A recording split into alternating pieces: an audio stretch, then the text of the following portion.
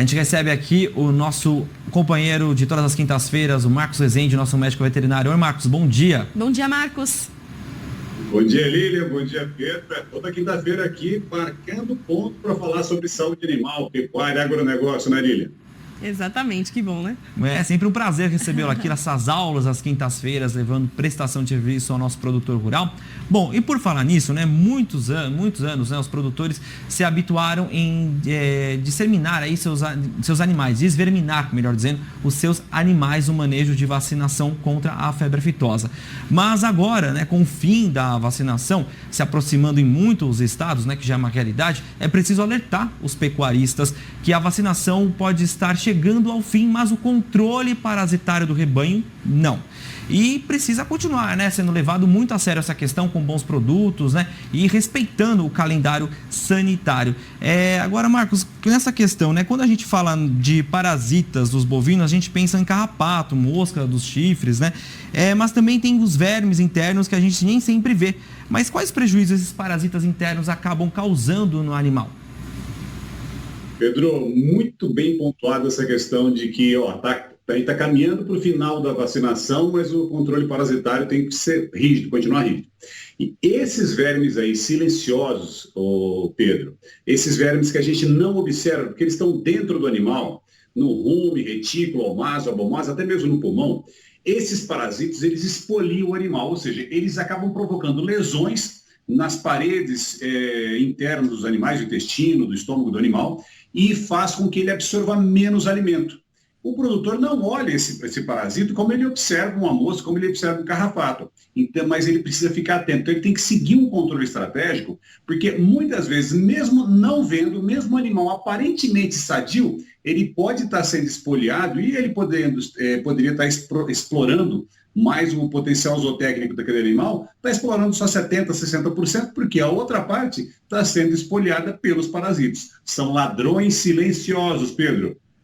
Esse é o termo mesmo. Agora, existe alguma diferença, Marcos, entre os produtos usados para bezerros, bois em fase de recria, boiada gorda e vacada? Lilian, a resposta é sim e não. Tá? Existe diferença no manejo. Tá? Existem produtos, dou o exemplo da abamectina, que é um princípio ativo muito importante, muito seguro, que ele é seguro para todas as categorias, mas não pode aplicar em bezerro. Por outro lado, existem produtos, Lilian, como a doramectina, como a ivermectina, inclusive concentrados, superconcentrados, que eu posso aplicar tanto nos animais adultos quanto nos bezerros. Então, a grande diferença vai se fazer não simplesmente pelo produto, mas sim pelo planejamento sanitário que a gente vai adotar. Agora, Marcos, quando a gente fala de controle parasitário de bovinos e busca alguma informação na internet, sempre aparece o controle 579. Explica pra gente o que é isso. 579, consagrado, viu, Pedro? Isso é uma pesquisa da Embrapa, da Gade de Corte, lá no final da década de 60, início da década de 70, que ele baseia-se na região centro-oeste, mais propriamente pesquisas feitas na região de Corumbá, entrada, meio e saída das águas. Lembro, início da década de 70, tá? Então, a chuva naquela época era diferente. Então, 5 de maio, 7 de julho, 9 de setembro. Então, esses eram os 3 momentos, ainda são, né, que nós precisamos fazer a desverminação dos animais. Mas vale a pena lembrar, Pedro, que naquela época a gente só tinha produtos 1%, ivermectina e abamectina 1%, nem ELA existia. Hoje nós temos produtos super concentrados, enquanto aqueles tinham prazo de carência, prazo de eficiência de aproximadamente 21, 30 dias, hoje nós temos produtos que ficam 120 dias agindo nos animais. Então, desses 579, a gente tem que guardar o seguinte: entrada, meio e saída da seca. E a gente faz a ponderação de acordo com o período de ação do produto. É válido? É super válido. Pesquisa da Embrapa nunca cai de moda, né? Mas a gente precisa considerar que as chuvas mudaram um pouquinho, a época de começar e a época de terminar, e os produtos evoluíram muito também. Agora, Marcos, isso surgiu uma dúvida agora, né? A gente sabe que houve uma mudança, né, brusca em relação à questão das águas, né, as chuvas. A gente está usando aí uma métrica de muitos anos atrás. Isso pode mudar daqui para frente? Pode existir uma atualização? Existem já estudos em relação a isso? Já tem, Pedro, já tem estudos publicados, inclusive, que estica aí 5, 7, 11, inclusive, tá? Tem gente que já soltou trabalho em relação a isso. O que a gente tem que ficar atento justamente, tem que ter essa atenção que você teve aqui. Se, porventura, nesse ano, começou a chover antes de maio ou depois de maio, eu posso antecipar ou atrasar. A questão, Pedro, não é o número, mas sim o início da estação chuvosa, o início da estação seca, perdão, e o final da estação seca, que, lógico, encontra com o início da estação chuvosa. Esses são os dois marcos que o produtor tem que considerar, tem que ficar atento para essa questão de controle parasitário. Porque no início da estação seca, ele precisa desverminar os animais para que os animais passem todo aquele período seco livre de parasitos.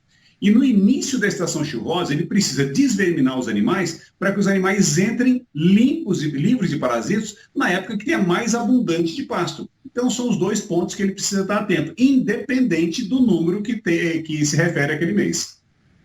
Em maio, julho, setembro, ou então acompanhar aí mesmo, né, possibilidade de novembro. Muito bacana. Agora, pensando, Marcos, na evolução dos produtos, né, qual seria a periodicidade ideal de aplicação de antiparasitários nos bovinos?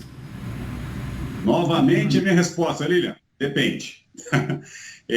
Se nós estivermos trabalhando com produtos 1% ou 1% LA, a gente precisa ficar atento nessa questão estratégica do 5, 7, 9, do 5, 7, 11. Entrada, meio e saída de seca, isso é fundamental.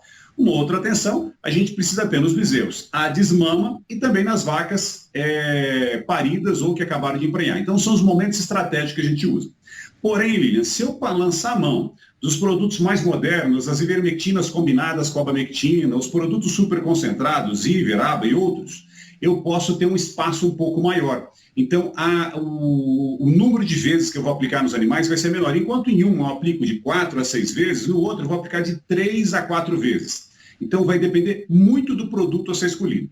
Eu, particularmente, Lili, eu gosto de manejar menos os animais. Então, eu trago os animais menos para o curral e aí eu prefiro utilizar um produto super concentrado ou um produto combinado, porque isso me dá mais segurança e também me dá menos manejo.